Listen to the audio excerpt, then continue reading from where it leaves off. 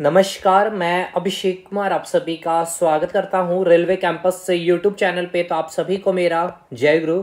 Basic electricity, चलिए हम लोग कंप्लीट रिवीजन करते हैं। जिस प्रकार से हीट एंड टेम्परेचर आपका करवा दिया हूं, इस क्लास में मैं कोशिश करूंगा कि कंप्लीट फार्मूला, क्योंकि बेसिक इलेक्ट्रिसिटी बहुत बड़ा पार्ट है भाई। 25 से 26-27 क्लास में मैंने चीज़ों को ख़त्म किया है। तो जितने भी न्यूमेरिकल्स बनेंगे वो सारे फार्मूला आपके रिवीजन हो जाएंगे, और साथ के साथ बहुत सारे कंसेप्ट जो स्टेटमेंट बेस्ड आपके जो सवाल बनेंगे वो सारी चीज़ें आपका रिवाइज कर दी जाएगी। तो वीडियो जरूर लाइक करिएगा और अपने दोस्तों तक इस वीडियो को जरूर से जरूर शेयर करिएगा। अगर ट्रेन में है 2 मई को जिनका पेपर है भाई, तो बेसिक इलेक्ट्रिसिटी में आपका पूरा रिवाइज करवाने वाला हूं। तो चलिए स्टार्ट करते हैं। सबसे पहले बिल्कुल एकदम सारी चीज़ों को समझाते हुए ख़त्म कर दूंगा, ऐसा नहीं, बहुत लंबा भी वीडियो नहीं होगा। देखिए 2-3 चीज़ें हैं, समझ लीजिए। एक होता है आपका कंडक्टर, यानी कि जिसको हम कहते हैं हिंदी में चालक। एक होता है आपका सेमी कंडक्टर, ठीक है, जिसको हम लोग कहते हैं अर्धचालक। और एक होता है आपका इंसुलेटर, यानी कि इसे हम कहते हैं कुचालक। तो कंडक्टर में क्या होती है भाई? फ्री इलेक्ट्रॉन की संख्या बहुत अधिक होती है। फ्री इलेक्ट्रॉन की संख्या इसमें कम होती है, और इसमें फ्री इलेक्ट्रॉन की संख्या क्या होती है भाई? 0 होती है। अब फ्री इलेक्ट्रॉन इसीलिए समझना जरूरी है क्योंकि आप बेसिक इलेक्ट्रिसिटी पढ़ रहे हैं, और जब बात होती है इलेक्ट्रिसिटी की या फिर बात कर ले करंट की, तो करंट क्या होता है? Flow of free electron in a fixed direction, यानी कि जो मुक्त इलेक्ट्रॉन है जब वो एक निश्चित दिशा में जब प्रवाह करने लगती है तो उसे ही आप क्या कहते हैं? करंट कहते हैं। मतलब ये कि यहाँ पे मैं 3 से 4 5 6 इलेक्ट्रॉन को मैंने दिखा दिया हूँ। इस इलेक्ट्रॉन का डायरेक्शन इधर है, ये इलेक्ट्रॉन इधर जा रहा है, ये इलेक्ट्रॉन इधर जा रहा है, ये इलेक्ट्रॉन इधर जा रहा है, ये इधर जा रहा है, ये इधर जा रहा है। तो कोई भी वायर में जब इस प्रकार से इलेक्ट्रॉन होगी तो ये इलेक्ट्रॉन को एक फिक्स डायरेक्शन में मूव नहीं कर रही है। तो जब आप जब आप इस वायर को छुएगा तो करंट नहीं मारेगा। लेकिन जैसे ही इस वायर में आपने कोई वोल्टेज या बैटरी लगा दिया तो आपको ये देखने को मिलेगा कि ये जो सारे इलेक्ट्रॉन हैं एक फिक्स डायरेक्शन में मूव करने लगेगी। या तो कोई एक फिक्स डायरेक्शन पकड़ लेगा, या तो इस डायरेक्शन में मूव करेगी, या सारा का सारा इस डायरेक्शन में मूव कर रहा होगा, या सारा का सारा ऊपर के डायरेक्शन में मूव कर रहा होगा, या सारे के सारे इलेक्ट्रॉन आपके नीचे की ओर मूव कर रहे होंगे।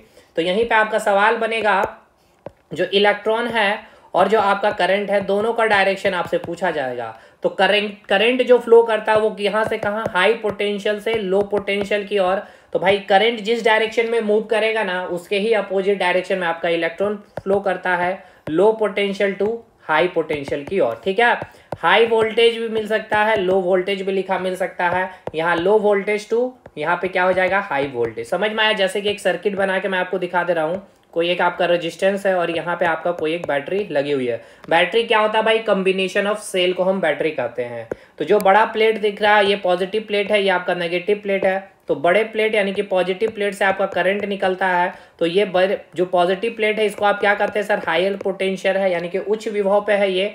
और ये आपका लो पोटेंशियल यानी कि निम्न विभव में। तो इलेक्ट्रॉन का डायरेक्शन क्या हो गया? देखिएगा, इलेक्ट्रॉन घूम के कहाँ आ गया? हाई पोटेंशियल से करंट निकला है और आ कहाँ रहा है? लो पोटेंशियल की ओर। क्लियर है भाई? तो करंट करंट का डायरेक्शन तो आप देख लिए हैं, इस डायरेक्शन में करंट आपका फ्लो कर रहा है। तो इलेक्ट्रॉन किस डायरेक्शन में मूव कर रहा है क्या आप बता पाइएगा? तो बिल्कुल बता पाइएगा।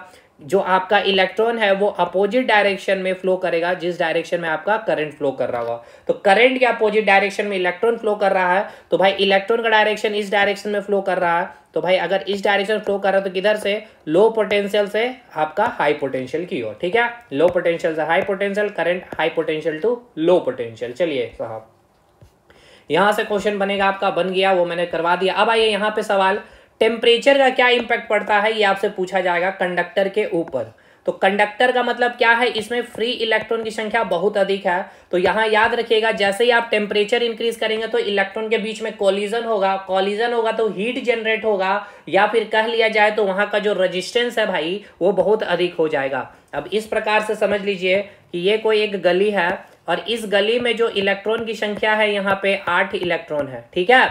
तो भाई अब यहाँ पे आपने क्या किया, टेम्परेचर को इंक्रीज कर दिया है। तो टेम्परेचर को इंक्रीज कर दिया तो अब ये इलेक्ट्रॉन एक दूसरे से क्या होगी, काफी ज्यादा टकराएगी, क्योंकि भाई ये क्या है, आपका एक कंडक्टर है और कंडक्टर में इलेक्ट्रॉन की संख्या अधिक होने के कारण इनके बीच का जो स्पेस होगा इलेक्ट्रॉन के बीच में बहुत कम होगा।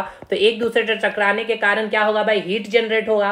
अगर हीट जनरेट है यानी कि रेजिस्टेंस अधिक है, यानी कि भाई आप यहां से 8 लोग इस गली से जा रहे हैं और 8 लोग जब इस गली से जा रहे हो भाई, धक्कम मुक्किम ज्यादा होगा कि नहीं भाई, क्योंकि आपने यहाँ पे कोई टेम्परेचर इंक्रीज कर दिया, यानी कि कोई बम्बार्डिंग कर दिया है या कोई भी ऐसी घटना घट गई, तो भाई इस गली से गुजरेंगे तो भाई क्या होगा, एक दूसरे के बीच में कॉलिजन होगा। कॉलिजन होगा यानी एक दूसरे में टकराव होगा, यानी प्रतिरोध होगा। प्रतिरोध को ही रेजिस्टेंस कहते हैं, रेजिस्टेंस अधिक होगा। समझ में आ गया?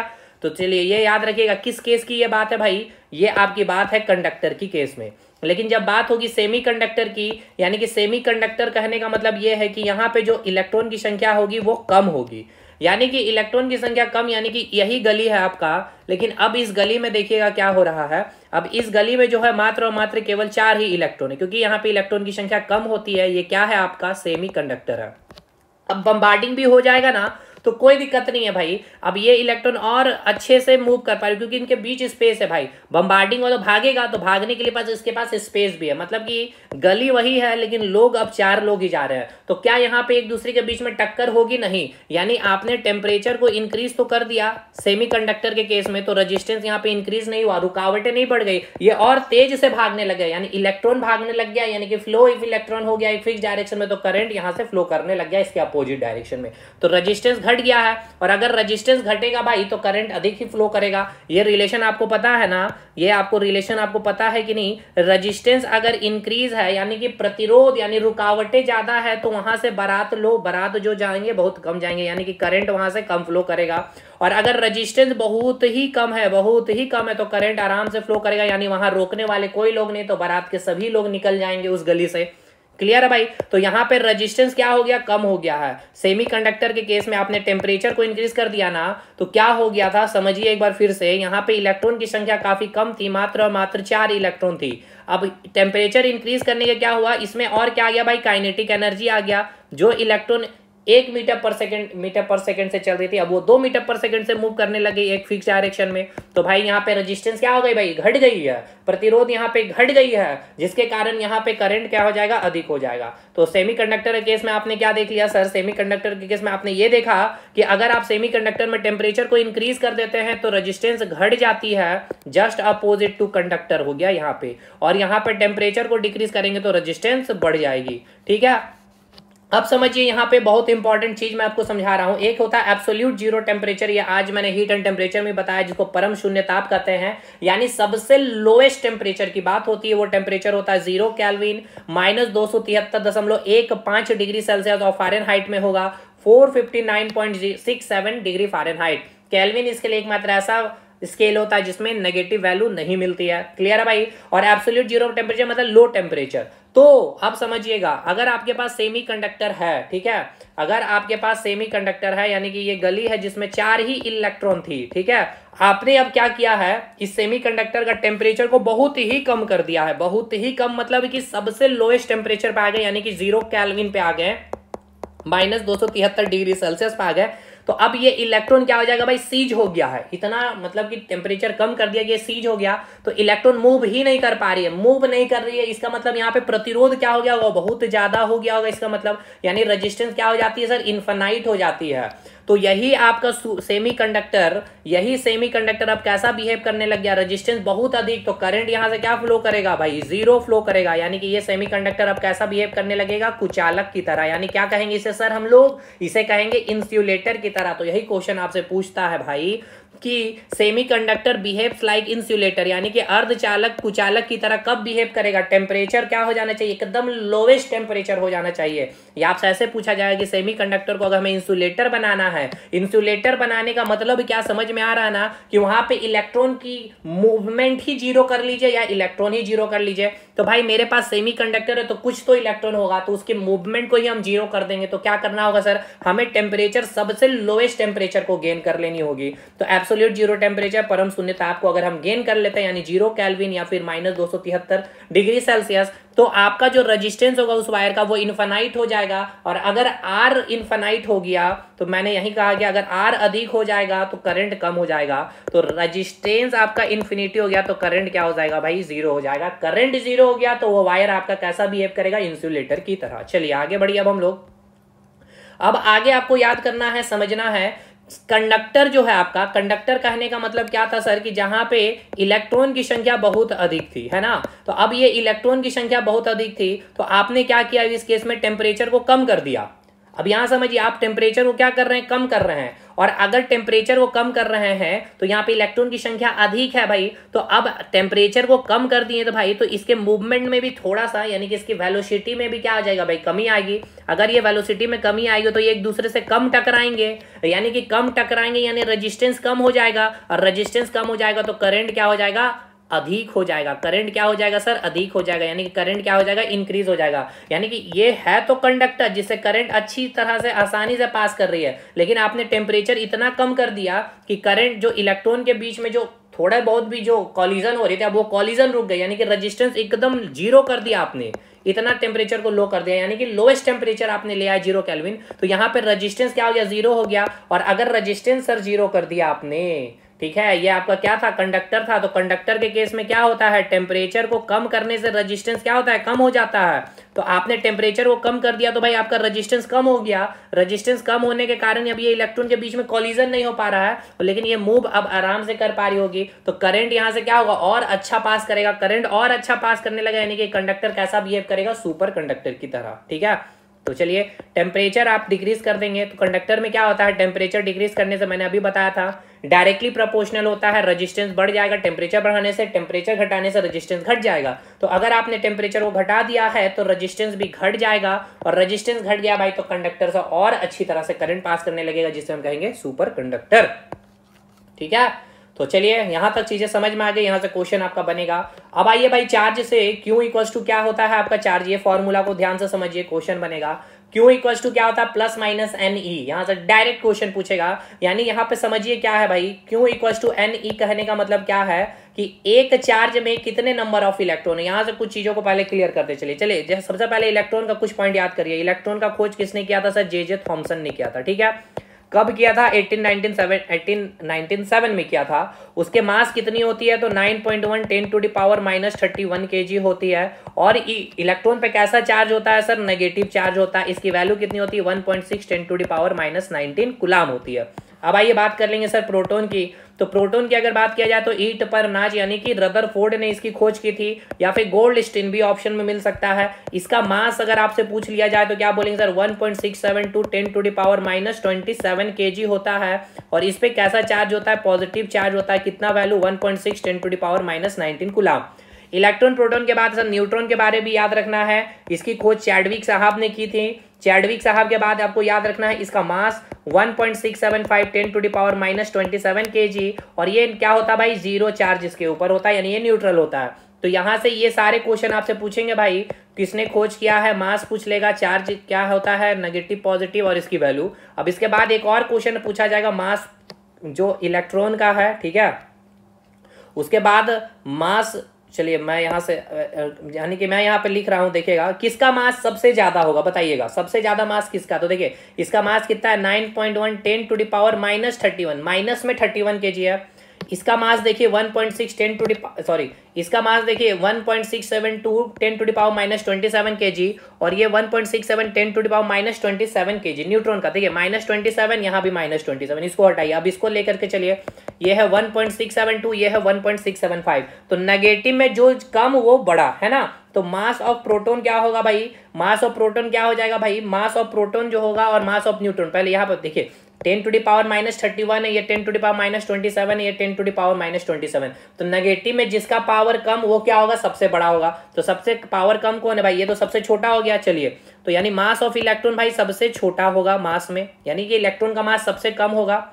उसके बाद यहाँ पे बताइए इलेक्ट्रॉन प्रोटॉन होगा या न्यूट्रॉन होगा, किसका होगा। तो देखिए -27 ये है आपका 1.672, ये है 1.6, यानी कि 675 या 672। तो 675 बड़ा हो जाएगा, यानी मास ऑफ न्यूट्रॉन सबसे ज्यादा होगा, फिर मास ऑफ प्रोटॉन का होगा। ये सीक्वेंस याद रखिएगा।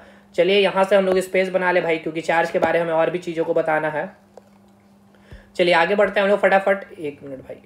चलिए यहाँ से हमने आपको बताया सर चार्ज का फॉर्मूला, ठीक है ना, यानी कि चार्ज में यानी कि Q equals to N E होता है, यही फॉर्मूला होता है आपका, ठीक है, याद रखना है। Q equals to charge N E होता है, एन क्या हो गया सर, नंबर ऑफ इलेक्ट्रॉन, ठीक है। कि अब जैसे कि क्वेश्चन ये बोलेगा कि 1 कूलाम चार्ज है, ठीक है, 1 कूलाम चार्ज में how much of electron present, ठीक है, how much of electron present. तो याद रखिएगा ये एकदम डायरेक्ट ही याद रखिएगा, 1 कूलाम आवेश में कितने इलेक्ट्रॉन होते हैं, 1.6 सॉरी कितने इलेक्ट्रॉन होते हैं, तो 6.25 10 to the power minus 10 to the power 18 sorry 10 to the power 18 electron होते हैं 1 कूलाम में। कैसे निकाला सर, Q इक्वल्स टू यही फॉर्मूला यूज कर लिया सर, Ne।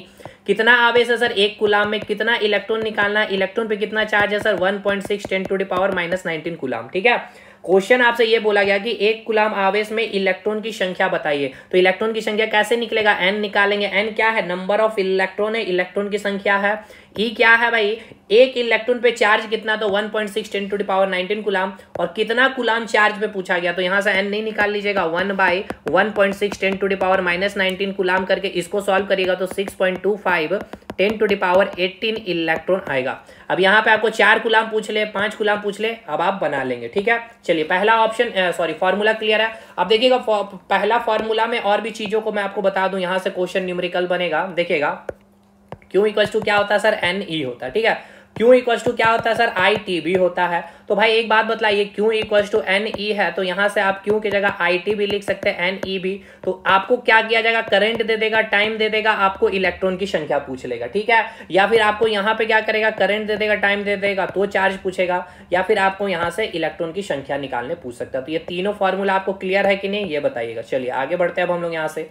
चलिए ये पहला फॉर्मूला का सारी चीजें क्लियर हो गई। चलिए अब आइए पोटेंशियल की यानी कि विभव की बात कर ले। तो भाई विभव की एक बार मैं चीजों को थोड़ा सा समझा दूं, जैसे कि ये कोई पॉजिटिव चार्ज है, ठीक है, तो इस पॉजिटिव चार्ज का अपना ये इलेक्ट्रिक फील्ड है, ठीक है, इतने दूर तक। अब यहाँ से हम कोई पॉजिटिव चार्ज को ला रहे हैं, यहाँ तक लाने में हमें कोई दिक्कत नहीं हुई, लेकिन अब इस पॉजिटिव चार्ज को इसके इलेक्ट्रिक फील्ड के अंदर अगर मुझे लाना होगा, तो ये कोई पॉजिटिव चार्ज है भाई, तो ये भी पॉजिटिव चार्ज के कारण इसको ये धक्का देगा, रिपल्सन होगा। तो भाई इसके अंदर लाने के लिए हमें क्या करना पड़ेगा भाई, एक्सटर्नल वर्क करना पड़ेगा। तो आपने जो एक्सटर्नल वर्क किया किसको, पॉजिटिव चार्ज को लाने में, वही क्या होता है सर, पोटेंशियल होता है, या फिर विभव भी कह सकते हैं, या वोल्टेज भी कह सकते हैं। क्लियर है। तो V का फॉर्मूला क्या हो जाता है, V equals to work done upon Q होता है, ठीक है। V इक्वल्स टू क्या होता है sir, work done upon Q होता है। V इक्वल्स टू क्या होता है sir, work done upon Q होता है। तो यहीं से एक चीज और आपको समझना है, V equals to work done upon Q होता है। तो एक बात बतलाइए, V इक्वल्स टू क्या हो गया सर, वोल्ट हो गया, और वर्क का क्या हो गया सर, जूल हो गया पर कूलाम, यानी कि 1 वोल्ट इक्वल्स टू क्या हो गया, जूल पर कूलाम। ये सब आपके ऑप्शन मिलेंगे इस प्रकार से भाई, धुआं धुआं हो जाएगा अगर नहीं आपको समझ में आएगा तो, ठीक है। ये सारी चीजें याद होना चाहिए। यहां से एक और फॉर्मूला आपका डिराइव हो जाएगा, देखिएगा। V इक्वल्स टू क्या होता है सर, वर्क डन कितना किया आपने पॉजिटिव चार्ज को लाने में। तो यहाँ पे आप क्या लिख सकते हैं, Q इक्वल्स टू IT लिख सकते हैं, या फिर आप Q इक्वल्स टू क्या लिख सकते हैं, Ne लिख सकते हैं। तो ये सब चीज क्या डाटा दिया है उसके अकॉर्डिंग आपको फॉर्मूला यूज करना पड़ेगा, ठीक है। चलिए ये हो गया आपका, तो यहाँ से क्लियर हो गया भाई, ये पॉइंट भी आपको समझ में आ गया होगा, ये बातें जो लिखी हुई है। चलिए अब बात करते हैं करंट की। तो I इक्वल्स टू क्या होता है सर, यहाँ से Q अपन T होता है, ये आपको पता है। Q की जगह आप और क्या लिख सकते हैं, Ne अपन T लिख सकते हैं। अब यहाँ से देखिएगा करंट का ऐसा यूनिट क्या होता है सर, एम्पियर होता है, और कूलाम का सॉरी चार्ज का क्या हो जाएगा, कूलाम हो जाएगा, T का क्या हो गया, सेकेंड। यानी कि आप यहाँ से लिख सकते हैं 1 एम्पियर इक्वल्स टू 1 कूलाम पर सेकेंड भी। तो आपको डायरेक्ट लिखेगा कि 1 एम्पियर इक्वल्स टू कूलाम पर सेकेंड, कूलाम पर मीटर, कुछ भी दे देगा। तो याद रखिएगा 1 एम्पियर इक्वल्स टू 1 कूलाम पर सेकेंड होगा। समझ में आया कि नहीं, 1 एम्पियर इक्वल्स टू 1 कूलाम पर सेकेंड, ठीक। चलिए करंट डेंसिटी, देखिए J किसको रिप्रेजेंट करता है भाई, ये बताइएगा। J किसको रिप्रेजेंट कर रहा है, J रिप्रेजेंट करता है करंट डेंसिटी को। चलिए इसको भी समझ लीजिए, करंट डेंसिटी क्या, फटाफट चीजों को खत्म कर देंगे बहुत जल्दी, देखिएगा। अब ऐसा नहीं है कि हवा में उड़ा के ना भाई, चीज़ों को कम से कम समझा ही दे कि करंट डेंसिटी क्या है। करंट डेंसिटी को रिप्रेजेंट करते हैं J से। जैसे कि कोई भी मतलब कि कंडक्टर है, ठीक है, कंडक्टर मतलब समझ में आया कि नहीं भाई, ये कोई आपका एक चालक है, यानी कि ये कोई आपका कंडक्टर, यानी कि इसमें क्या है, फ्री इलेक्ट्रॉन की संख्या बहुत अधिक है, तो इसे करंट आसानी से प्राप्त पास होगी। तो किसी भी चालक के यूनिट एरिया से, ठीक है, यूनिटी एरिया से, क्या चीज़ है, यूनिटी एरिया से, याद रखिएगा, यूनिटी एरिया से यूनिटी एरिया से गुजरने वाली जो धारा है उसे आप क्या कहते हैं, करंट डेंसिटी कहते हैं। अब एक सबसे इंपॉर्टेंट चीज याद रखिएगा जो आपसे एग्जाम में पूछता है कि ये जो करंट डेंसिटी है ये आपका क्या है, ये एक आपका वेक्टर क्वांटिटी है, यानी क्या है, ये आपका एक सदिश राशि है। लेकिन जो आपका चार्ज है ये आपका स्केलर क्वांटिटी है, याद रखिएगा। करंट आपका स्केलर क्वांटिटी यानी कि अदिश राशि है, चार्ज भी आपका अदिश राशि है। ये बहुत इंपॉर्टेंट चीज मैंने आपको बता दिया भाई, अभी याद आ गया, इसमें मैंने लिखा भी नहीं था लेकिन ये आपसे एग्जाम में पूछा गया इसीलिए, ठीक है ना, इसलिए माइंड में आ भी गया। मैं यहाँ पे लिख दे रहा हूँ, ठीक है, एग्जाम में पूछा जा सकता है आपके। देखिएगा चार्ज के बारे में क्या हो गया, ये आपका स्केलर क्वांटिटी हो गया, यानी कि क्या हो गया भाई, ये क्या हो गया, अदिश राशि हो गया, ठीक है। करंट भी क्या हो गया भाई, आपका स्केलर हो गया, करंट भी क्या हो गया, आपका स्केलर हो गया। लेकिन आपका ये जो जे है ये क्या हो गया, आपका वेक्टर क्वांटिटी होता है, ठीक है। तो यहाँ पे करंट डेंसिटी का क्या आपने लिख दिया भाई, I/A, तो इसका यूनिट तो आप लिख ही सकते हैं ना, इसका यूनिट क्या हो जाएगा, एम्पियर पर मीटर स्क्वायर। कोई दिक्कत नहीं सर। चलिए अब इसके बाद रेजिस्टेंस, चलिए रेजिस्टेंस को खंगाल दीजिए, पूरा रेजिस्टेंस को हम लोग खंगाल देते हैं। चलिए भाई लिख के मैं खंगालता हूँ। रेजिस्टेंस इक्वल्स टू क्या होता है पहले ये बताइएगा। R इक्वल्स टू होता है sir rho L upon A होता है, ठीक है।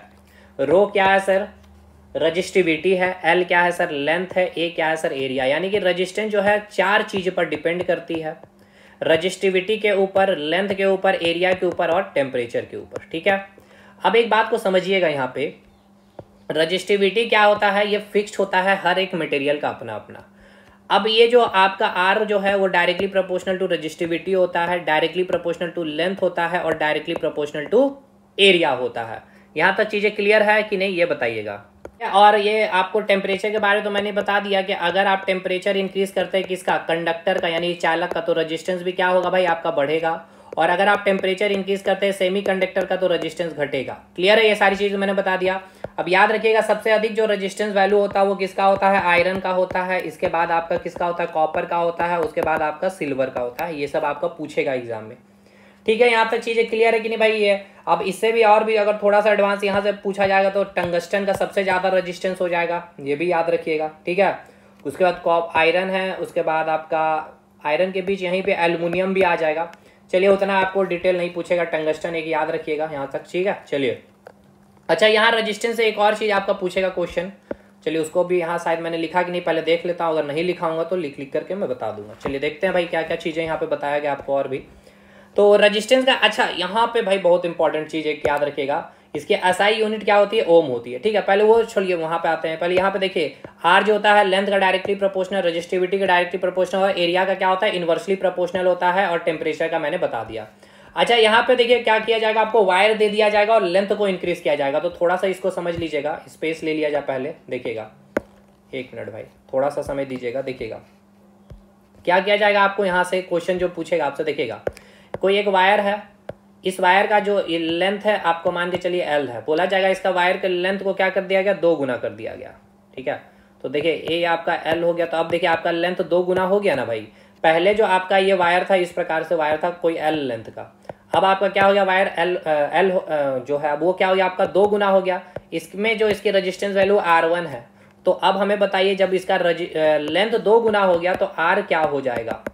तो भाई देखिए जो लेंथ इंक्रीज करने का 2 तरीका है। एक तरीका हमने क्या किया भाई, ये वायर था, इस वायर के साथ एक और वायर लाया सेम लेंथ का, हमने चीजों को जोड़ दिया। तो जब इस प्रकार से लेंथ को जोड़ा जाएगा, लेंथ को बढ़ाया जाएगा, ठीक है, जहां पे शब्द इस्तेमाल नहीं किया जाएगा स्ट्रेचिंग या फिर मेल्टिंग, यानी कि खींच करके या पिघला करके, तब इस केस में आपका जो रेजिस्टेंस है जितना गुना आपका लेंथ होगा उतना गुना आपका रेजिस्टेंस हो जाएगा। मतलब ये कि यहाँ पे लेंथ आपका कितना हुआ, 2 गुना हुआ है, तो रेजिस्टेंस भी यहाँ पे क्या हो जाएगा सर, 2 गुना। यानी कि अगर यहाँ पे रेजिस्टेंस R1 का वैल्यू 4 ओम है, तो यहाँ पे इस वायर का जो रेजिस्टेंस वैल्यू है वो है आपका 8 ओम। अब ऐसे समझिए भाई कि यहाँ पे जो इलेक्ट्रॉन था 6 इलेक्ट्रॉन था, ठीक है, 6 इलेक्ट्रॉन को इतना दूरी तय करना था। अब इन इतने दूरी तक ही एक दूसरे से टकराएंगे भाई, है ना। लेकिन अब क्या हुआ, अब इसकी दूरी इतना बढ़ गई, इतना दूर तक टकराएंगे, यानी कि एक दूसरे के साथ प्रतिरोध ज्यादा होगा। तो भाई प्रतिरोध ज्यादा होगा तो देखिए प्रतिरोध बढ़ गया। अब कितना ज्यादा प्रतिरोध होगा, जितना ज्यादा लंबाई बढ़ेगी, लंबाई 2 गुना हो गई है तो भाई रेजिस्टेंस 2 गुना हो जाएगी। क्लियर है। चलिए अब आइए यहाँ पे अब दूसरा सीन देखिए क्या किया जा रहा है। अब यहाँ पे अब ये हो गया आपका। अब दूसरा सीन ये किया जा रहा है कि इसका जो इसका जो लेंथ है ना खींच करके बढ़ाया जाएगा। तो खींच करके जब बढ़ाया जाएगा तो देखिएगा क्या अंतर मिलेगा। इसका जो एरिया है वो भी डिक्रीज कर जाएगा, एरिया डिक्रीज कर जाएगा और लेंथ आपका इंक्रीज हो जाएगा। ठीक है, आप लब्बड़ को खींचते हैं तो देखते हैं ना उसका एरिया जो है क्रॉस सेक्शनल एरिया वो घट जाता है और लेंथ बढ़ जाता है। तो ये तरीका से अगर खींचा जाएगा तो याद रखिएगा जितना गुना बढ़ाया जाएगा लंबाई उसका आप स्क्वायर कर देंगे। तो जैसे कि इसका रेजिस्टेंस वैल्यू क्या है 4 ओम है, तो इसका आपसे पूछ रहा है कि R2 का बताइए। तो कैसे निकालेंगे R2 का? सर हमने बताया कि जितना गुना खींचा जाएगा उतना गुना का आप स्क्वायर कर दीजिए। तो कितना गुना किया गया? लंबाई 2 गुना किया गया। तो 2 का स्क्वायर करिए, कितना हो गया भाई? 2 का स्क्वायर हो गया 4। तो भाई आपका जो है वो 4 गुना आपका रेजिस्टेंस हो जाएगा, यानी इसका 4 गुना कर दीजिए तो R2 का वैल्यू क्या हो जाएगा भाई? 4 गुना 16 ओम। या फिर अगर यहाँ पे 3 गुना लेंथ कर दिया जाएगा तो यहाँ पे क्या किया जाएगा भाई? 2 गुना का स्क्वायर, यहाँ पे गुना का स्क्वायर करना है तो यहाँ पे क्या करेंगे आप? 3 का स्क्वायर कर देंगे तो कितना हो जाएगा? 9 गुना हो जाएगा। यानी कि जो रेजिस्टेंस 4 थी पहले, अब कितना हो जाएगा? 9 गुना, यानी कि 36 ओम हो जाएगा। क्लियर है भाई? चलिए अब अगला क्या था केस देख लेते हैं, रेडियस वाला ही होगा। पहले देखते चलते हैं क्या क्या। देखिए पहला केस में लेंथ इंक्रीज किया गया भाई नॉर्मली जोड़ जोड़ करके तार को। तो भाई जितना गुना आपका लेंथ बढ़ेगा उतना ही गुना आपका रेजिस्टेंस हो जाएगा। ठीक है, अब लेंथ को इंक्रीज किया गया स्ट्रेच करके या मेल्ट करके, पिघला करके या खींच करके। तो जितना गुना खींचा जाएगा ना भाई उतना ही गुना आपका रेजिस्टेंस का स्क्वायर कर दिया जाएगा। ठीक है, उतना गुना का स्क्वायर कर दिया जाएगा उतना आपका रेजिस्टेंस हो जाएगा। अब क्या किया जा रहा है ध्यानपूर्वक देखिएगा, रेडियस को इंक्रीज किया गया है भाई। अब रेडियस को खींच करके इंक्रीज किया गया, यहाँ लेंथ का जिक्र नहीं किया जाएगा और आपसे पूछा जाएगा। तो याद रखिएगा, देखिए यहाँ पे पहले समझिए आर क्या होता है? डायरेक्टली प्रोपोर्शनल टू लेंथ होता है और इनवर्सली प्रोपोर्शनल टू एरिया होता है। थोड़ा सा खोलिएगा वायर को, अगर जो आप देख रहे हैं वायर कैसा सिलेंड्रिकल है, सिलेंड्रिकल का एरिया अगर आप लिखेगा तो क्या लिखिएगा सर? Pi R square. तो आर यानी कि रेजिस्टेंस का और रेडियस के साथ रिलेशन कैसा सर? इनवर्सली प्रोपोर्शनल है। इनवर्सली के साथ साथ क्या है सर? स्क्वायर है। ठीक है, तो याद रखिएगा जब रेडियस को क्या किया जाएगा भाई? बढ़ाया जाएगा खींच करके, तो जितना गुना रेडियस होगा उस गुना का स्क्वायर करेंगे और ये रेडियस खुद में स्क्वायर है तो यानी कि यहाँ पे कितना कर देंगे? जितना गुना करेगा उसका हम 4 टाइम्स कर देंगे और जो वैल्यू आएगा उसको हम रेसिप्रोकल में कर देंगे। ठीक है, क्योंकि भाई यहाँ पे इसका इनवर्स रिलेशन होता है। नहीं समझ में आया? कोई बात नहीं, अभी मैं आपको एक क्वेश्चन देता हूँ, समझ में आ जाएगा। देखिएगा यहाँ पे इसका मतलब ये बोला गया है कि जैसे कि कोई ये आपका एक वायर है जिसका रेडियस R1 है। अब इसको खींच करके इसके रेडियस को क्या कर दिया गया है? अब इसको खींच करके नहीं, पिघला करके, चलिए इसके पिघला करके इसके रेडियस को क्या कर दिया गया भाई? 2 गुना कर दिया गया। ठीक है, इसकी जो रेडियस है R2 वो 2 गुना हो गया। अब आपका जो आपका पहले R था अब ये 2 गुना हो गया। ठीक है, तो इसकी जो रेजिस्टेंस वैल्यू थी भाई ये R1 थी और अब इसकी रेजिस्टेंस वैल्यू R2 कितनी हो जाएगी ये बताइए। मान के चलते हैं R1 4 ओम है। तो अब ये सिंपल सा लॉजिक लगाइएगा। देखिए ये गली का रास्ता जो था इतना था, यहाँ पे 4 लोग यानी कि 4 इलेक्ट्रॉन थे। अब यही 4 इलेक्ट्रॉन को जाने के लिए भाई गली का रास्ता मोटा हो गया, यानी कि प्रतिरोध घट जाएगा, ऑटोमेटिक है भाई, यानी कि 4 ओम से तो कम ही होगा R2 की वैल्यू। चलो देखते हैं, हमने क्या बताया था तरीका कि जब रेडियस को किया जाएगा 2 गुना 3 गुना 4 गुना आधा गुना, तो उस केस में हमको पता है कि जो रेजिस्टेंस का रिलेशन होता है रेडियस के साथ स्क्वायर का और इनवर्स होता है। तो हम क्या करते हैं, जितना गुना किया जाएगा रेडियस उसका हम क्या करेंगे? 4 टाइम्स कर देंगे। तो कितना गुना रेडियस किया गया सर? 2 गुना किया गया है। 2 का क्या कर दीजिए? 4 टाइम्स। तो 2 का 4 टाइम्स, 2 का 2 दूनी 4 दूनी 8 दूनी 16, यानी कितना हो गया? 16 गुना आपका रेजिस्टेंस, लेकिन रेसिप्रोकल में, यानी कि R2 का जो वैल्यू होगा, जो पहला जो रेजिस्टेंस है उसका 1/16 हो जाएगा, यानी कितना हो गया? 1/4, यानी कितना हो जाएगा? 0.25 ओम। देखिए रेजिस्टेंस का वैल्यू घट गया, 4 ओम से कितना हो गया? 0.25 ओम। समझ में आ गया?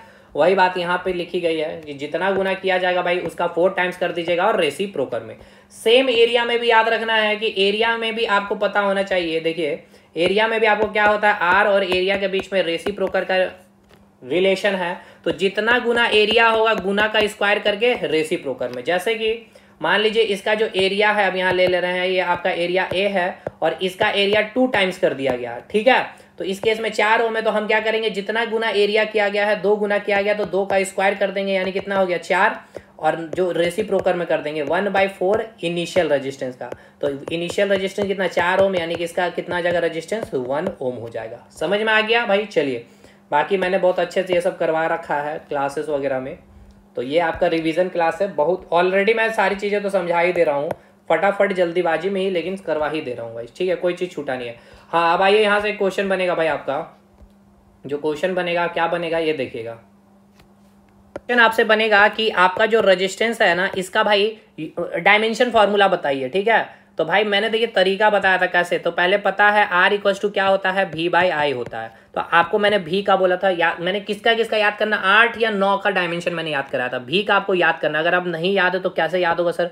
तो V इक्वल टू क्या होता है sir, work done upon Q. अब वर्क का भी मैंने बोला था याद करने के लिए, इसलिए मैं बता रहा हूँ कैसे रिलेशन है जो एग्जाम में आएगा, जो सटीक वे में सेकंड में बनाएंगे।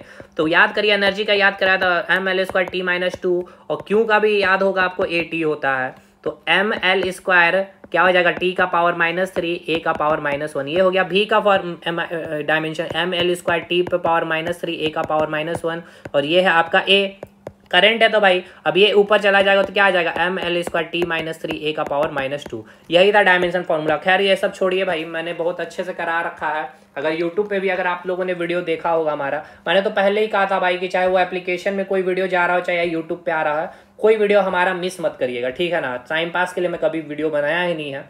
देखिए अब अगला है 6th नंबर में कंडक्टेंस। वेरी वेरी इंपॉर्टेंट है, यहां से आपका सवाल पूछेगा कंडक्टेंस। तो याद रखिएगा G इक्वल टू क्या होता है सर, 1/R होता है। G इक्वल टू क्या होता है सर, 1/R होता है। ये फॉर्मूला याद रखिएगा।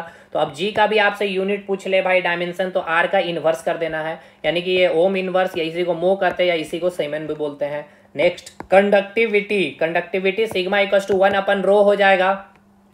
ओम इनवर्स, मीटर इनवर्स, ये सारे यूनिट याद होने चाहिए। ओम्स लॉ यहीं से आपको निकला भाई। ओम्स लॉ क्या होता है भाई, ओम्स लॉ में क्या बोला गया था कि जो वोल्टेज होता है वो किसके डायरेक्टली प्रोपोर्शनल होता है, करंट की। बट शर्तें वहां पे क्या होना चाहिए, रेजिस्टेंस कांस्टेंट होना चाहिए। और अगर रेजिस्टेंस कांस्टेंट है तो आर किसके ऊपर डिपेंड करता है, लेंथ के ऊपर, एरिया के ऊपर, और बताइए भाई रजिस्टिविटी के ऊपर, और एक एक टेम्परेचर के ऊपर भी।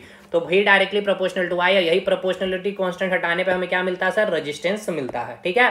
तो आप लिख सकते हैं रेजिस्टेंस इक्वल्स टू क्या लिख सकते हैं, ओम, 1 ओम लिख सकते हैं, और वोल्टेज है तो 1 वोल्ट आप लिख सकते हैं, करंट है तो 1 एम्पियर लिख सकते हैं, है ना। 1 एम्पियर लिख सकते हैं कि नहीं ये बताइएगा। बिल्कुल। तो आप क्या लिख सकते हैं, 1 ओम इक्वल्स टू 1 वोल्ट पर एम्पियर। ये सब क्वेश्चन है आपका। सीरीज पैरेलल कॉम्बिनेशन फटाफट खत्म करिए भाई। सीरीज पैरेलल कॉम्बिनेशन में आपको फटाफट खत्म कर देता हूं। देखिएगा सबसे पहले बात कर लेते हैं सीरीज की, ठीक है। सबसे पहले हम बात कर लेते हैं क्या साहब, सीरीज की। देखिए सीरीज कॉम्बिनेशन में क्या होगा, ये आपका एक वायर है, तो सीरीज कैसे पहचान करेंगे, जैसे कि ये कोई वायर है जिसका रेजिस्टेंस वैल्यू R1 है, तो ये क्या है, इसका इनिशियल इंड है और इसका क्या है, फाइनल इंड है। तो क्या करना है, जो पहला तार का जो फाइनल इंड होगा, ठीक है, और एक और तार है ये आपका, ठीक है, इसका रेजिस्टेंस वैल्यू R2, इसका क्या है भाई, ये इनिशियल इंड है और ये क्या है, इसका फाइनल इंड है। तो सीरीज का पहचान कैसे करते हैं कि जो पहला तार है, ये पहला वायर हो गया, ये दूसरा वायर है, जो पहला वायर है ना उसका अंतिम किनारा और जो दूसरा वायर है उसका पहला किनारा को हम लोग जोड़ देते हैं, तो ये बन जाता है आपका सीरीज। तो सीरीज के केस में क्या होता है, देखिए जो आपका वायर है उसका लेंथ इंक्रीज नहीं हो गया, हो गया बिल्कुल, ठीक है, लेंथ इंक्रीज हो जाता है। इसके साथ का हमने एक बैटरी कनेक्ट कर दी। अब चलिए भाई, तो इसमें हमने एक चीज और बताया था क्या, ये पॉजिटिव प्लेट या नेगेटिव प्लेट, इससे जो करंट निकलेगा तो यही रास्ते करंट आएगा यहाँ से भी, यानी R1 से भी I1 करंट फ्लो करेगा, और यही रास्ते I ही करंट आएगा, तो R2 से भी आपका I ही करंट फ्लो करेगा, ठीक है, ठीक है। यानी कि सीरीज में क्या होता है सर, आपका करंट कांस्टेंट होता है, ठीक है भाई।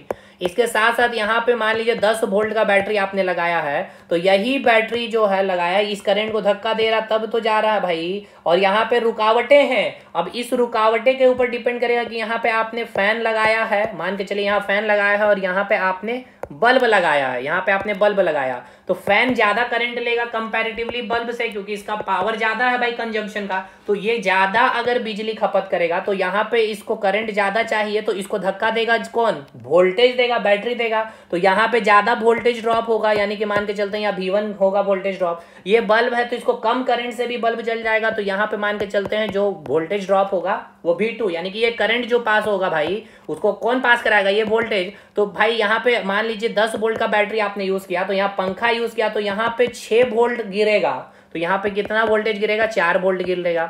जो भी होगा यहाँ पे ज्यादा, क्योंकि फैन मतलब कि जो यहाँ पे इक्विपमेंट होगा, अगर फ्रिज है तो भाई वो ज्यादा पावर का ना, तो उसको करंट ज्यादा चाहिए, तो करंट ज्यादा चाहने के लिए वहां पे बैटरी यानी वोल्टेज भी तो ज्यादा चाहेगा, तब तो करंट उसको धक्का देकर पहुंचाएगा, ठीक है। तो सीरीज में क्या होता है, V = V1 + V2 होता है, क्लियर है। इसके बाद यहाँ पे देखिए हमने आपको ओम्स लॉ में क्या बताया कि जो वोल्टेज होता है वो डायरेक्टली प्रोपोर्शनल टू I होता है, क्लियर है सर। और आपको क्या पता है सर V इक्वल टू क्या हो जाता है, आई आर होता है प्रोपोर्शनलिटी कांस्टेंट में। सीरीज में आपने क्या देखा सर कि आपका करंट कांस्टेंट है। अगर आपका करंट कांस्टेंट है तो आप एक बात बतलाइए, V क्या हो गया आपका डायरेक्टली प्रोपोर्शनल। इस इक्वेशन से देखिए, अगर आपका करंट कांस्टेंट हो गया आपका, ठीक है, तो यहां से क्या हो जाएगा कि आपका जो रेजिस्टेंस जिस रेशियो में होगा, देखिएगा यहाँ पे ध्यान से, यानी कि आपका यहां से क्या मिल गया सर आपको कि जो आपका रेजिस्टेंस मान लीजिए R1:R2 है, तो वोल्टेज भी क्या होगा आपका V1:V2 के रेशियो में ही गिरेगा। मतलब ये कि यहाँ पे रेजिस्टेंस का वैल्यू 4 ओम है और यहाँ पे रेजिस्टेंस का वैल्यू मान के चलते हैं 2 ओम है, तो यहाँ पे क्या आ जाएगा रेशियो 4 ओम और 2 ओम, यानी कि यहाँ पे कितना आ गया 2:1 का रेशियो आ गया। तो वोल्टेज भी कितना रेशियो में बटेगा, 2:1 के रेशियो में ही बचेगा। जैसे कि देखिए मान लीजिए यहाँ पे आपने जो बैटरी लगाया था, यहाँ पे 9 वोल्ट का बैटरी आपने लगाया, कितना वोल्ट का सर, 9 वोल्ट का बैटरी पर लगाया, तो यहाँ पे कितना वोल्टेज गिरेगा, 3 यूनिट। रेशियो है 3:1 में, तो भाई टोटल वोल्टेज कितना हो गया 3:1 नहीं 2:1 में, ठीक है, 2:1 में कितना, तो 2:1 में गिरेगा, यानी यहाँ पे 2 यूनिट वोल्टेज होगा तो यहाँ पे 1 यूनिट वोल्टेज गिरेगा। तो टोटल वोल्टेज कितना हुआ 3 और दिया कितना गया है 9 वोल्ट, तो एक का वैल्यू कितना आ गया 3 वोल्ट। तो यानी यहाँ पे कितना वोल्टेज गिर गया भाई 3 वोल्ट गिर गया, यहाँ पे 3 गिर गया है, यहाँ टोटल 9 वोल्ट का लगाया, तो यहाँ कितना होगा 6 वोल्ट ही होगा ना। क्लियर और नॉट। चलिए भाई, तो सीरीज का तांडव खत्म करते हैं हम लोग। यहाँ पे आइए, सीरीज में लेंथ इंक्रीज हो जाता है, मैंने दिखा दिया है। वायर इंड से कैसे जोड़ा जाता है मैंने बता दिया है। करंट कांस्टेंट होता है, वोल्टेज वोल्टेज कांस्टेंट नहीं रहता, मैंने दिखा दिया। दोनों रेजिस्टेंस में करंट वोल्टेज अलग अलग है, ये आपका फॉर्मूला याद है। आर इक्विवेलेंट कैसे निकालते हैं, जो भी रेजिस्टेंस होगा उसको हम लोग जोड़ देंगे। अच्छा, एन वायर अगर रहेगा, मान लीजिए कि इस प्रकार से अगर आपको दे दिया जाए, देखिएगा ये रेजिस्टेंस दे दिया, ये रेजिस्टेंस दे दिया, ऐसे ऐसे कर एन रेजिस्टेंस दे दिया और सबका वैल्यू फिक्स कर दिया, तो इस केस में जो आर इक्विवेलेंट निकलता है एन इंटू आर, यानी कि जितना भी रेजिस्टेंस होगा 10 रेजिस्टेंस है और आर का वैल्यू मान लीजिए सबका 5 है, तो 5 से गुना कर दीजिए तो 50 ओम आर इक्विवेलेंट हो जाएगा। ठीक है, यही फॉर्मूला में यहाँ बताया गया आपको। ये हो गया सीरीज वाला, चलिए ठीक है, ये हो गया आपका। और ये जो मैंने आपको रेशियो में बांटा। अब आइए भाई साहब, पैरेलल कॉम्बिनेशन भी देख लेते हैं आपका, उसका भी पूरा कमर हम लोग तोड़ लेते हैं। चलिए भाई, आइए भाई साहब, चलिए समानांतर क्रम की बातें कर ले अब एक बार हम लोग। तो समानांतर क्रम की पहचान कैसे करते हैं, देखिए ये आपका एक वायर है, मान के चलते ये आपका R1 है, और एक मैंने वायर ले लिया है इस प्रकार से, ये है आपका R2, ये है आपका वायर 2, ये है आपका वायर 1। अब इसमें क्या किया जाएगा, ये पहला किनारा है, ठीक है, इनिशियल किनारा है, ये फाइनल किनारा है, ये पहला इनिशियल किनारा है, ये फाइनल किनारा है। तो इसमें क्या किया जाता है, दोनों वायर का जो सेम किनारा है, यानी कि इनिशियल किनारा जोड़ेंगे, फाइनल किनारा का फाइनल किनारे के साथ जोड़ेंगे। तो इस तार को क्या करेंगे सर, यहाँ पे ला के ऐसे रखेंगे, तभी ना जोड़ पाइएगा। ये इसका इनिशियल किनारा है, ये इसका फाइनल किनारा है। तो अब हम इसको देखिए ऐसे जोड़ दिए, तो क्या हुआ, यहाँ लेंथ इंक्रीज हुआ क्या, नहीं हुआ यहाँ पे लेंथ इंक्रीज। तो ये कॉम्बिनेशन होता है पैरेलल कॉम्बिनेशन। समझ में आया। चलिए भाई, कैसे पहचानेंगे ये समझ गए ना आप। चलिए, अब यहाँ पे मान के चलते कोई रेजिस्टेंस दे दिया गया है, ये आपका R2 हो गया, यहाँ से आपने कोई बैटरी कनेक्ट कर दिया है। चलिए भाई, अब देखिए यहाँ से भाई पॉजिटिव प्लेट है, ये नेगेटिव प्लेट है, करंट यहाँ से निकला, आया बारात लोग। अब बारात को दो रास्ता मिल गया, कुछ बारात इधर चलेगा I1 करंट, अब कुछ बारात इधर चलेगा I2 करंट। सेम है भाई, अब डिपेंड करेगा रेजिस्टेंस का वैल्यू क्या है। मान लीजिए यहाँ रेजिस्टेंस का वैल्यू 4 ओम है और यहाँ रेजिस्टेंस का वैल्यू 1 ओम है, तो भाई यहाँ पे रुकावटें क्या है, ज्यादा है, तो यहाँ पे करंट क्या होगा, कम फ्लो करेगा, तो I1 का जो भी वैल्यू आएगा कम आएगा। और यहाँ पे रुकावटें कम है तो बारात लोग इधर से ज्यादा लोग जाएंगे, क्योंकि इनको रोकने वाले 1 लोग है, यहाँ पे रोकने वाले 4 लोग है, तो भाई जो भी है मैक्सिमम लोग इधर से ही निकलना चाहेंगे, तो करंट का वैल्यू इधर ज्यादा होगा। और पैरेलल के केस में क्या होता है, जितना वोल्टेज का बैटरी आपने लगाया, मान लीजिए 10 वोल्ट, तो यहाँ पे भी 10 वोल्ट होगा, यहाँ भी 10 वोल्ट होगा। क्लियर है। इसमें आपका वोल्टेज कांस्टेंट होता है, देखिए करंट कांस्टेंट नहीं होता, नहीं ना है, I1 I2 में बढ़ गया है। यहाँ पे आर इक्विवेलेंट कैसे निकलता है sir, 1/R1 plus 1/R2 plus 1/R3 करके निकलता है। और दो रेजिस्टेंस रहेगा, ठीक है, दो रेजिस्टेंस रहेगा, और दोनों रेजिस्टेंस अगर अलग अलग रहेगा तो हम आर इक्विवेलेंट कैसे निकालेंगे, दोनों को मल्टीप्लाई करके दोनों को जोड़ देंगे। और अगर दो रेजिस्टेंस है और दोनों रेजिस्टेंस का वैल्यू सेम है, मान लीजिए 5-5 ओम का दो रेजिस्टेंस है, तो उस केस में आर इक्विवेलेंट कैसे निकालेंगे, 5/2, यानी कि जो रेजिस्टेंस है उसका हम लोग आधा कर देते हैं। क्लियर है भाई। अब इस केस में देखिएगा क्या होता है, देखिए आपको पता है V इक्वल टू क्या होता है सर, IR होता है। अब यहाँ पे सर वोल्टेज कांस्टेंट है तो आई आर के बीच में क्या हो गया, रिलेशन इनवर्सली प्रोपोर्शनल हो गया, यानी कि जो आपका रेजिस्टेंस का रेशियो रहेगा R1:R2 तो करंट का क्या होगा, जस्ट उल्टा हो जाएगा। ठीक है, यहाँ पे क्या हो जाएगा 1/I1 हो जाएगा, 1/I2 हो जाएगा यहाँ पे, यानी यहाँ पे क्या आ जाएगा I2/I1 का रेशियो हो जाएगा। ठीक है, अब इसको हम इतना नहीं क्लियर करेंगे। चलिए भाई, यहाँ पे वही बात यहाँ पे लिख दी गई। अच्छा, एन अगर ऐसा वायर बन जाए भाई आपका, मान लीजिए ऐसा कॉम्बिनेशन ऐसा बन जाए आपका, ऐसा ऐसा आते रहे, एन हो जाएगा, तो इस केस में आर इक्विवेलेंट कैसे निकलता है सर, कैसे निकलता है, आर अपन क्या करते हैं एन कर देते हैं, और सारा का वैल्यू आर सेम होना चाहिए। ठीक है, वही यहाँ पे बताया गया है।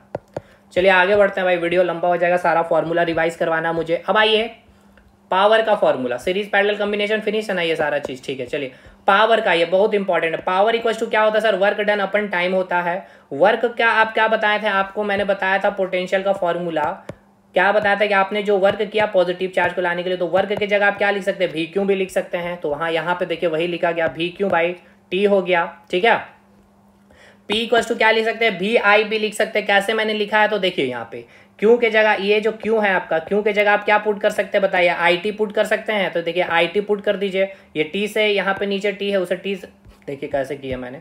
पी इक्वल टू क्या होता है, देखिए पी इक्वल टू क्या होता है भाई, वी क्यू बाई टी होता है ना। तो P इक्वल टू भी, क्यू की जगह आई टी हमने लिख दिया, ये T हो गया, यहाँ से P इक्वल टू भी आई आ गया। बताइए समझ में आया ना कैसे फॉर्मूला डिराइव हुआ।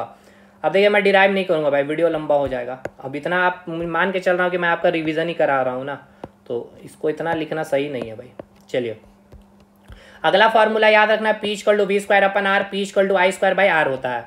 पावर इक्वल टू क्या हो गया सर, एनर्जी अपन टाइम हो गया। तो याद रखिएगा एक चीज़ यहाँ से याद रखिए, देखिए पावर है यानी क्या हो गया भाई, वाट हो गया। ठीक है, और ये वर्क है यानी क्या हो गया, जूल हो गया, ये क्या हो गया सेकंड। यानी एक वाट इक्वल टू क्या लिख सकते हैं, 1 जूल पर सेकंड है ना। एक वाट इक्वल टू क्या लिख सकते हैं सर आप, देखिए यहाँ मैंने लिखा 1 वाट इक्वल टू आप लिख सकते हैं ना 1 जूल पर सेकंड, या फिर आप ऐसे भी लिख सकते हैं, सेकंड को इधर लेके आ जाइए तो watt second equal to 1 joule, यानी कि 1 जूल में क्या हो गया, वाट सेकंड हो गया। ठीक है, अब इसी को बस यहाँ पे मैं थोड़ा सा खेला खेलूंगा, देखिएगा यहाँ पे मैंने आपको क्या बताया, देखिएगा 1 जूल इक्वल टू आपने क्या लिखा सर, 1 वाट सेकेंड लिखा है ना। ये सब क्वेश्चन में ऑप्शन मिलेगा। 1 जूल इक्वल टू क्या हो जाएगा, 1 watt by second, 1 watt second square, क्या होगा ये सब है। अब देखिए 1 वाट को मैं क्या कर रहा हूँ, किलो वाट में बदल रहा हूँ। तो किलो वाट में अगर मुझे बदलना है इसको सर, ठीक है, तो क्या करना होगा, 1000 से मल्टीप्लाई करना होगा, तो ये किलो वाट में बदल गया। इस सेकेंड को आवर में बदलना तो क्या हो जाएगा सर, 3600 एक मिनट, सेकेंड को आवर में बदलना होगा मुझे, है ना। एक मिनट भाई, एक मिनट यहाँ पे मुझे एक बार देख लेने दीजिए। 1 किलो वाट आवर, चलिए यहाँ पे आ जाइए, 1 मिनट। देखिए यहाँ पे ये मैं बोलना चाह रहा था कि जो आपका एनर्जी है, ठीक है ना, देखिए एनर्जी से ही क्वेश्चन पूछता है, मुझे याद आया। देखिए एनर्जी जो होता है, एनर्जी की जो यूनिट आप लिखेंगे, क्या लिखेंगे भाई, एनर्जी का जो यूनिट लिखेंगे आप क्या लिखेंगे, देखिए एनर्जी का जो यूनिट लिखेंगे या तो आप वाट सेकेंड भी लिख सकते हैं, ठीक है, या फिर किलो वाट आवर। ठीक है, तो ये जो किलो वाट आवर है ना, ये कॉमर्शियल यूनिट होता है, यानी कि जिसमें हम लोग बिजली को सेल करते हैं तो यूनिट को होते हैं। तो यानी 1 किलो वाट आवर जो हो गया वो 1 यूनिट के बराबर हो, यानी कि इसका मतलब ये 1 किलो वाट मतलब क्या हो गया, 1000 वाट, यानी कि 1000 वाट कोई एक बल्ब है, अगर आप उसको कितना घंटा, 1 घंटा अगर चलाते तो 1 यूनिट बिजली बिल उठेगी। ठीक है, तो 1 kilo watt hour equal to कितना जूल खपत आपने किया पता है। देखिए यहाँ मैंने लिखा होगा 3 पॉइंट, यहाँ पे मैंने कैलकुलेट किया होगा। देखिए 1 है, किलो के जगह 1000 लिख दिया भाई, वाट है तो वाट की जगह आप क्या लिख सकते हैं, जूल बाई सेकेंड लिख सकते हैं कि नहीं भाई। आवर है, 1 आवर में कितना सेकंड, 3600 सेकंड। इसको अब देखिए मैंने सॉल्व कर दिया है, तो 1 किलो वाट आवर यानी कि 1 यूनिट में आपने कितना एनर्जी खपत किया है, 3.6 10⁻6 जूल। ठीक है, ये क्या होता है, कॉमर्शियल यूनिट ऑफ एनर्जी भी ये होता है। और याद रखिएगा हम लोग जो बीओटी होता है ना, बीओटी भी आपका कॉमर्शियल बिजली जो मतलब सॉरी कॉमर्शियल यूनिट होती है एनर्जी के, जिसको हम लोग कहते हैं बोर्ड ऑफ ट्रेड। ठीक है, यहाँ तक चीजें क्लियर है भाई, कोई चीज छूटना नहीं चाहिए। चलिए यहाँ तक पावर वाला भी हो गया काम आपका खत्म। अब आइए हीट का फॉर्मूला, ठीक है, यानी कि जो हीट जनरेट होता है, तो ये तो इजी है, H equal to I square RT होता है। बाकी यार ये सब फॉर्मूला को डिराइव किया गया, देखिए कैसे किया गया। B इक्वल टू क्या होता है, आई आर होता है, तो यहाँ पे आई स्क्वायर है, तो आई स्क्वायर की जगह आप क्या लिख सकते हैं, भी स्क्वायर बाई आर लिख सकते हैं कि नहीं, भी स्क्वायर बाई आर स्क्वायर लिख सकते हैं। ठीक है, तो देखिए H equal to I square RT हो गया, तो आई स्क्वायर इक्वल टू क्या लिखे, भी स्क्वायर बाई आर स्क्वायर, ये RT हो गया। तो ये आर से एक आर कट गया, तो यहाँ पे क्या बटा वी स्क्वायर बाय आर बचा ये टी। अब यहाँ पे देखिए वी बाय आर की जगह आप क्या लिख सकते हैं, आई लिख सकते हैं, आई भी टी हुआ कि नहीं भाई, वही आ गया आई भी टी। उसी बाद वी आई के जगह आप क्या लिख सकते हैं, पी लिख सकते हैं। और एक ये formula H equal to V square T by R, कैसे आया, I equal to V by R होता है, ठीक है। तो यहां से आप क्या कर सकते हैं, ये जो आपका ये इस फॉर्मूला से निकाले हैं, ठीक है, वी आई टी होता है ना, तो यहां से हम आई को हटा दिए, आई की जगह हम लिख दिए वी बाई आर। तो ये बस सारा डेरिवेशन एक दूसरे का ही, ये आपने कर रखा होगा, मैंने करवा रखा, तो ये सारा हो गया आपका। अच्छा एक चीज और यहाँ पे बच गया है मुझे, वो मैं आपको करवा देता हूँ फटाफट से, सारी चीजें, कुछ चीजें नहीं छूटेगी भाई। जैसा मैंने कहा सारा चीज तो सारा चीज रिवीजन हो जाएगा, ठीक है। ये हीटर, हाँ देखिएगा हीटर वाला चीज देख लीजिए। यहाँ पे याद रखिएगा जो हीटर तार का जो प्रतिरोध होता है ये क्या होता है, अधिक होता है, वायर रेजिस्टेंस इज हाई होता है, ठीक है। इसका हाई रखने के लेंथ वायर के अधिक और पतला हम लोग मोटाई कम लेते हैं। गलनांक वायर का क्या होता है, अधिक होता है, ये सब पूछेगा गलनांक अधिक या कम होता है। नेक्स्ट याद रखिएगा हीटर का वायर जो नाइक्रोम का बना होता है, नाइक्रोम जो मिश्र धातु है किसका, निकेल, क्रोमियम, आयरन और मैग्नीज का, ठीक है। ये सारी बात, हीटर जो होता है हीटिंग इफेक्ट ऑफ करंट के ऊपर काम करता है। भाई ये वैद्युत बल्ब में जो चीजें पूछा जाएगा आपसे, बल्ब का फिलामेंट टंगस्टन का बना होता है, लेटिन नाम जरूरी नहीं है। इसका मेल्टिंग पॉइंट याद रखिएगा अप्रॉक्स 3300, 3400, 3500 डिग्री सेल्सियस भी मिल सकता है किसी में आपको ऑप्शन किताब वगैरह में। हाई होता है इसका, नोबेल गैस यूज किया जाता है इसके अंदर, आर्गन और नाइट्रोजन गैस, ये सब चीजें हैं। बाकी ये देख लीजिएगा, प्रिंसिपल पर कार्य करता है ये तो आपको पता है। फ्यूज के बारे, एक सेफ्टी डिवाइस है, इसका मेल्टिंग पॉइंट गलनांक कम होता है और रेजिस्टेंस प्रतिरोध हाई होता है। ये किसका बना होता है, लेड और टिन, वेरी वेरी इंपॉर्टेंट है भाई ये सब चीजें, ठीक है। ये बहुत इंपॉर्टेंट, सीरीज में कनेक्ट होता है, हीटिंग इफेक्ट में कार्य करता है। इसका कलर याद रखेगा, जो जिंदा तार है यानी जिसे करंट मारता है वो रेड होता है, न्यूट्रल ब्लैक होता है, अर्थिंग ग्रीन कलर का था। अमीटर वेरी वेरी इंपॉर्टेंट, देखते चलिए भाई, बहुत इंपॉर्टेंट क्लास आज आपका। यूज किया जाता है करंट का मेजरमेंट के लिए, सीरीज में जोड़ते हैं। लो रेजिस्टेंस होता है आइडियल एमीटर का, जो रेजिस्टेंस वैल्यू 0 होता है। अब इसको हम समझा नहीं सकते अभी भाई, इतना समय नहीं है। पोटेंशियल डिफरेंस मापने के लिए वोल्ट मीटर का रेजिस्टेंस हाई होता है, पैरेलल में कॉम्बिनेशन होता है, इन्फिनाइट होता है आइडियल वोल्ट मीटर का। गैल्वेनोमीटर का काम क्या भाई, एकदम स्मॉल करंट का मेजरमेंट करने। Galvanometer measure is also current but it can measure weak current, यानी कि बहुत छोटा सा करंट, मतलब कि ऐसा इतना छोटा, जैसे कि आप करंट, आप तार छूते हैं तो बोलता है भाई करंट नहीं मार रहा है ना, वो बहुत स्मॉल करंट है, तो उस करंट को मेजर करने के लिए हम लोग गैल्वेनोमीटर का यूज करते हैं, ठीक है। दुर्बल तार हो गया, धारा हो गया। एमीटर की अपेक्षा धारा के प्रति अधिक संवेदनशील, काफी ज्यादा संवेदनशील होता है। इसका डीसी पर काम करता है, कैपेसिटिव वर्क ऑन एसी। चलिए भाई बाकी क्लास इतना ही करके जाइए आप, जितना हमने करा दिया। और अब देखिए इससे बाहर आएगा ही क्या भाई, ऑलमोस्ट मैंने सारी चीजें रिवीजन कराने की कोशिश की है। सेशन अच्छा लगा हो भाई, जरूर से जरूर लाइक करिएगा और शेयर करिएगा और सब्सक्राइब करिएगा। मिलते हैं अगले वीडियो में। देखिए अगले वीडियो में क्या ही बोला जाए भाई, देखिए हीट एंड टेम्परेचर पूरा रिवाइज करा दिया, प्रोजेक्शन एंड व्यू पूरा करवा दिया, ड्राइंग इंस्ट्रूमेंट जो पेड क्लास में मैंने बहुत शानदार वे में उसको रिवीजन करा दिया क्वेश्चन के साथ। फिर आपका हीट एंड टेम्परेचर इधर आपका हो गया है। उसके बाद उसका मास वेट डेंसिटी, उधर 4 चैप्टर करवा दिया है, mass weight density, simple lever, basic electricity का न्यूमेरिकल वगैरह सारा कुछ करा ही दिया। यूनिट एंड डायमेंशन पूरा करा तो दिया, वो पूरा ही रिवीजन भाई। देखिए जो मैंने जो देखिए मेरे साथ जो एप्लीकेशन में पढ़ लिए थे और जो यूट्यूब में मैंने जिस तरह से क्लास लगवाए, उसके बाद मैं यकीन के साथ कहता हूं भाई, आपसे अगर क्वेश्चन नहीं बन रहा है तो वो टॉपर भी नहीं बना रहा, मतलब वो क्वेश्चन आपको छोड़ने के लिए दिया गया था, बस इतना जान लीजिए। उस क्वेश्चन से आपका सिलेक्शन नहीं होने वाला है, बाकी उसको स्किप भी करिएगा, कोई दिक्कत नहीं है। मिलते हैं अगले वीडियो में, तब तक